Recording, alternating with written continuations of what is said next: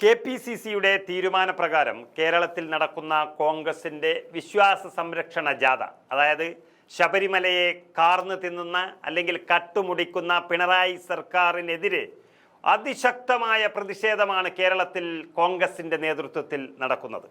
അതിൽ പ്രതിപക്ഷ നേതാവ് VD സതീശൻ കാസർഗോട്ടായിരുന്നു ഉദ്ഘാടനം നിർവഹിച്ചത്.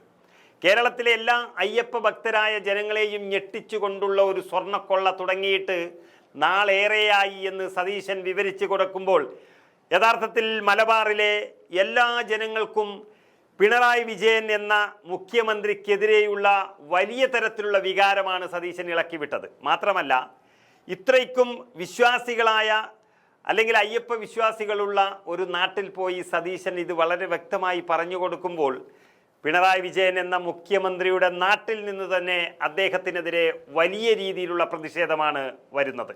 ഉണ്ണികൃഷ്ണൻ പോറ്റി കുടുങ്ങിയാൽ ഇതിന് പിന്നിലുള്ളവരും കുടുങ്ങുമെന്നത് യാഥാർത്ഥ്യമാണെന്ന് സതീശൻ പറഞ്ഞു വെക്കുന്നു.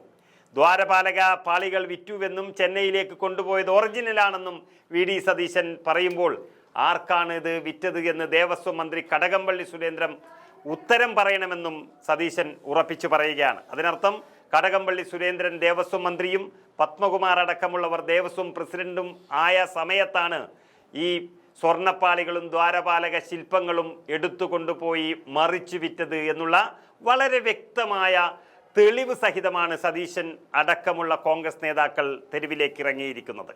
മൂർച്ചയേറിയ വാക്കുകളിലൂടെ സതീശൻ വാദമുയർത്തുമ്പോൾ ഒരിക്കലും പിടിച്ചു നിൽക്കാനാകാതെ ഭരണപക്ഷം തകരുന്നൊരവസ്ഥയാണ് മലബാറിൻ്റെ മണ്ണിലും കാണുന്നത്. ശബരിമലയിലെ സ്വർണ്ണക്കച്ചവടത്തിൽ കൂട്ടുനിന്നത് സർക്കാരും ബോർഡുമാണെന്നും പോറ്റി കുടുങ്ങിയാൽ എല്ലാവരും കുടുങ്ങുമെന്നും പ്രതിപക്ഷ നേതാവ് പറയുമ്പോൾ വരും ദിവസങ്ങളിൽ വളരെ നിർണായക അന്വേഷണങ്ങൾ ഉണ്ടായാൽ മന്ത്രിപദത്തിൽ നിന്ന് തന്നെ തുടരുന്നവർ ഒരുപക്ഷെ രാജിവെച്ച് പുറത്തു പോകേണ്ടി വന്നേക്കുമെന്നത് ഉറപ്പാണ്. VD സതീശൻ നടത്തിയ ആ തീപ്പൊരി പ്രസംഗവും അതുപോലെ തന്നെ വളരെ വ്യക്തമായ വിശദീകരണവും നമുക്ക് കണ്ടു നോക്കാം. കേരളത്തിലാണോ നടന്നത് എന്ന് നമ്മൾ വിചാരിച്ചു. 2019 ഈ ദേവസ്വം ബോർഡ് തീരുമാനിക്കുകയാണ് അയ്യപ്പന്റെ ക്ഷേത്രത്തിന്റെ മുന്നിലുള്ള ശ്രീകോവിലിന്റെ മുന്നിലുള്ള ദ്വാരപാലക ശില്പവും കട്ടളയും കഥകളും എല്ലാം വീട് സ്വർണം പൂശാൻ. 999 30 കിലോയിലധികം സ്വർണം UB ഗ്രൂപ്പിന്റെ വിജയ് മല്യയുടെ സ്പോൺസർ പ്രകാരം പൂശിയതാണ്. 40 കൊല്ലത്തെ വാറണ്ടിയാണ്. 999 40 കൊല്ലത്തെ വാറണ്ടി എന്ന് പറഞ്ഞാൽ 2039 വരെ നിൽക്കണം, വേണ്ടേ? പക്ഷേ 2019 പകുതി സമയമായപ്പോൾ ഇതിന് മങ്ങലേറ്റു എന്നെല്ലാം പറഞ്ഞ് ഇത് അറ്റകുറ്റപ്പണികൾ നടത്തണമെന്ന് പറയുന്നു. ഇതിനെല്ലാം ഒരു നടപടിക്രമമുണ്ട്. ഒന്നാമത്തെ നടപടിക്രമം, ശബരിമല ക്ഷേത്രം ഹൈക്കോടതിയുടെ ഡിവിഷൻ ബെഞ്ചിന്റെ നിയന്ത്രണത്തിലാണ്. അവരുടെ അനുമതി വാങ്ങിക്കണം, ഡിവിഷൻ ബെഞ്ചിന്റെ അനുമതി വാങ്ങിക്കണം. 1. 2, ദേവസ്വം മാനുവൽ ഉണ്ട്. ദേവസ്വം മാനുവൽ, ആ ദേവസ്വം മാനുവലിലെ വകുപ്പുകൾ അനുസരിച്ച് പ്രധാനപ്പെട്ട വസ്തുക്കൾ അറ്റകുറ്റപ്പണികൾ നടത്താൻ പുറത്തേക്ക് കൊണ്ടുപോകാൻ പാടില്ല. ക്ഷേത്രത്തിന്റെ അകത്ത് തന്നെ വെച്ചുകൊണ്ട് വേണം പ്രധാനപ്പെട്ട വില കൂടിയ വസ്തുക്കളുടെ അറ്റകുറ്റപ്പണികൾ നടത്താൻ. അപ്പൊ ഹൈക്കോടതി ഡിവിഷൻ ബെഞ്ചിനെ അറിയിക്കാതെ 1. 2, ദേവസ്വം മാനുവലിലെ വകുപ്പുകളെ ലംഘിച്ചുകൊണ്ട് ദേവസ്വം ബോർഡ് തീരുമാനം എടുക്കുക. അന്ന് കടകംപള്ളി സുരേന്ദ്രനാണ് ദേവസ്വം മന്ത്രി, പത്മകുമാറാണ് ദേവസ്വം പ്രസിഡന്റ്.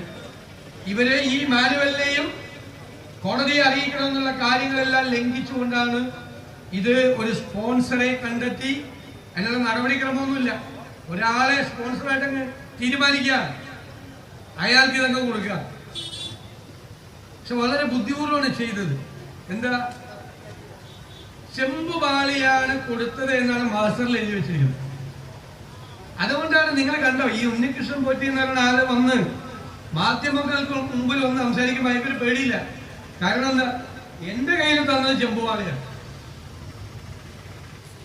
ചെമ്പുപാളിയാണ് അയാൾക്ക് കൊടുത്തത്. കാരണം എന്താ, അയാൾ കുടുങ്ങിയാൽ ഇവരെല്ലാം കുടുങ്ങും. മനസ്സിലായല്ലോ? അതുകൊണ്ട് ഒന്നാം പ്രതിയെ തന്നെ രക്ഷിച്ചേക്കുവാണ്. ഈ സ്വർണം പൂശിയ പാളി കൊടുക്കുമ്പോൾ ചെമ്പ് പാളി എന്ന് എഴുതി കൊടുക്കുക. അതുകൊണ്ടാണ് അയാൾക്ക് കൂസലില്ലാത്തത് ഇപ്പോഴും. പക്ഷെ ഹൈക്കോടതി വിധി ഞാനപ്പോൾ സംശയം പറഞ്ഞു. ഇത് ശബരിമലയിൽ നിന്ന് കൊണ്ടുപോയിട്ട് 1 മാസവും 9 ദിവസവും കഴിഞ്ഞിട്ടാണ് ചെന്നൈയിലെത്തുന്നത്. 39-40 ദിവസം കഴിഞ്ഞു. അപ്പൊ നമുക്കൊരു സംശയം, ഞാനൊരു സംശയം പറഞ്ഞു, ഇത് കൊണ്ടുപോയത് ഒറിജിനലാണോ എന്ന് സംശയമുണ്ട്. കാരണം 40 ദിവസം എടുക്കേണ്ട ആവശ്യമില്ല ചെന്നൈയിലെത്താൻ. അപ്പൊ വ്യാജമായി മോൾഡ് ഉണ്ടാക്കി, വ്യാജനായ സാധനമാണ് ചെന്നൈയിലേക്ക് കൊണ്ടുപോയതെന്ന് സംശയമുണ്ട്. ഞാൻ പറയും, എന്റെ സംശയം ഞാൻ പറഞ്ഞു. ഒക്ടോബർ 6-ാം തീയതിയിലെ ഹൈക്കോടതി വിധിയിൽ എന്താ പറഞ്ഞിരിക്കുന്നറിയോ? ചെന്നൈയിലേക്ക് കൊണ്ടുപോയത് ഒറിജിനൽ ദ്വാരപാലക ശില്പമല്ല, കൊണ്ടുപോയത് വ്യാജ മോൾഡ് ഉണ്ടാക്കി വേറൊരു ചെമ്പുപാലയം കൊണ്ടേക്കാണ് മദ്രാസിലേക്ക്. അപ്പൊ ഒറിജിനൽ ദ്വാരപാലക ശില്പം എവിടെ പോയി? ഒറിജിനൽ ഇത് സ്വർണ്ണ കവർച്ചയൊന്നും അല്ലത്, ഇതിനൊക്കെ അപ്പുറത്താണത്. സ്വർണ്ണം എന്ന് പറഞ്ഞാൽ നമുക്ക് മൊത്തം 30 കിലോ വിജയ് മല്യ കൊടുത്തു. ഇപ്പൊ എല്ലാം കൂടി എത്ര ബാക്കിയുണ്ട് എന്ന് അളന്നു നോക്കിയാൽ ചിലപ്പോ 10, 15, 20 കിലോ സ്വർണം പോയി കാണും. 20 കിലോ സ്വർണത്തിന് വിലയില്ല എന്നല്ല ഞാൻ പറയുന്നത്. അതൊന്നുമല്ല, അതിന്റെ അപ്പുറത്തെ കച്ചവടമാണ്. Original ദ്വാരപാലക വിഗ്രഹമാണ്.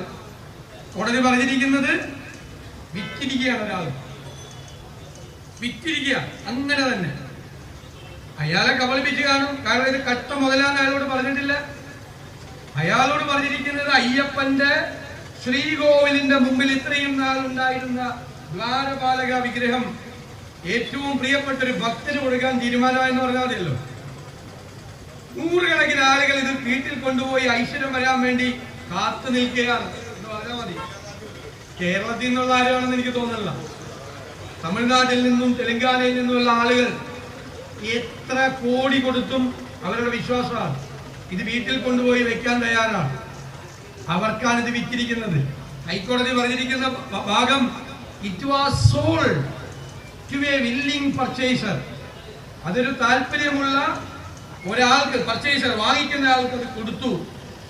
With a substantial monetary consideration, ഉയർന്ന തുകയ്ക്ക്.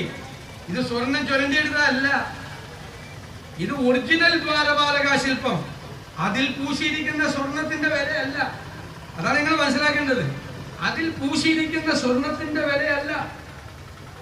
ശബരിമല ശ്രീധർമ്മശാസ്താവിന്റെ ശ്രീകോവിലിന് മുന്നിലുണ്ടായിരുന്ന സ്വർണം പൂശിയ ദ്വാരപാലക ശില്പം കൊടുത്തിരിക്കുകയാണ് കോടിക്കണക്കിന് രൂപ.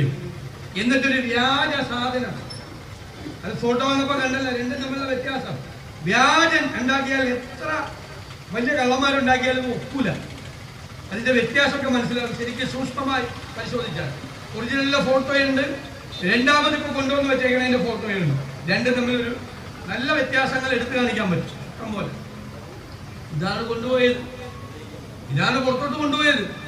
വ്യാജൻ ഉണ്ടാക്കി കൊണ്ടുപോയി. അതിനെല്ലാം ഇവര് കൂട്ടുനിന്നു. ഇപ്പോ ഹൈക്കോടതി നിയമിച്ച സ്പെഷ്യൽ ഇൻവെസ്റ്റിഗേഷൻ ടീം, ഹൈക്കോടതി ഒരു കാര്യം സാധാരണ ഗവൺമെന്റിനോടാ പറയുന്നത്, നിങ്ങൾ ഇത് അന്വേഷിക്കാൻ ക്രൈം ബ്രാഞ്ചിന്റെ നേതൃത്വത്തിൽ ഒരു സ്പെഷ്യൽ ഇൻവെസ്റ്റിഗേഷൻ ടീം ഉണ്ടാക്കണം എന്നാ പറയാറ്. ഇപ്രാവശ്യം ഹൈക്കോടതിക്ക് അറിയാം സർക്കാരിൽ കപ്പലുണ്ട് കള്ളന്നു. അതുകൊണ്ട് ഹൈക്കോടതി എന്താ ചെയ്തത്?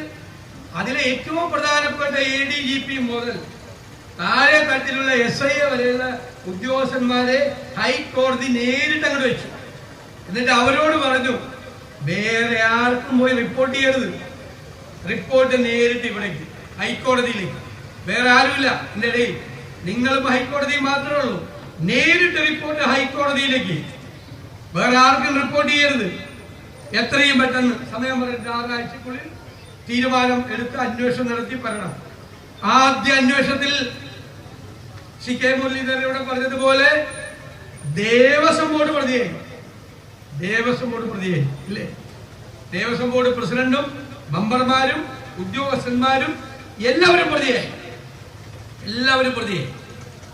അത് കഴിഞ്ഞപ്പോഴോ ഞാൻ ശ്രീ കടകംപള്ളി സുരേന്ദ്രനോട് ചോദിക്കണ്ടേ, നമ്മൾ ഈ ദ്വാരപാലക വിഗ്രഹം എവിടെയാണ് വിറ്റിരിക്കുന്നത്, ആർക്കാണ് വിറ്റിരിക്കുന്നതെന്ന് അറിയാവുന്നവരോടൊന്ന് ചോദിക്കാൻ പറ്റുള്ളൂ. ഞാനപ്പോ പറഞ്ഞു, മന്ത്രി കടകംപള്ളി സുരേന്ദ്രൻ അന്നത്തെ ദേവസ്വം മന്ത്രിയാണ്, ഏത് കോടീശ്വരനാണ് ഈ അയ്യപ്പന്റെ ദ്വാരപാലക വിഗ്രഹം വിറ്റിരിക്കുന്നതെന്ന് അങ്ങ് പറയുന്നത്? പറയണ്ടേ? അറിയാവുന്നവരോടൊന്ന് ചോദിക്കാൻ പറ്റുള്ളൂ. അദ്ദേഹത്തിനും നമ്മുടെ പത്മകുമാരനും അവർക്കെല്ലാം അല്ലേ അറിയാവുന്നത്. ഇപ്പോ വന്നല്ലോ, പ്രതികളായല്ലോ. അപ്പൊ അദ്ദേഹം എനിക്കെതിരായിട്ട് കേസ് കൊടുത്തു. ഏത് ഒരു നോട്ടീസ് അത് ഞാൻ നേരിട്ടോളാം. ഞാനും ഒരു വക്കീലാണ്, ഞാൻ നേരിട്ടോളാം, അത് കുഴപ്പമില്ല. പക്ഷെ അദ്ദേഹത്തിന്റെ ഒരു പ്രത്യേകത, പണ്ട് സ്വപ്ന സുരേഷ് അദ്ദേഹത്തിനെതിരായി ഒരു ആരോപണം ഉന്നയിച്ചു.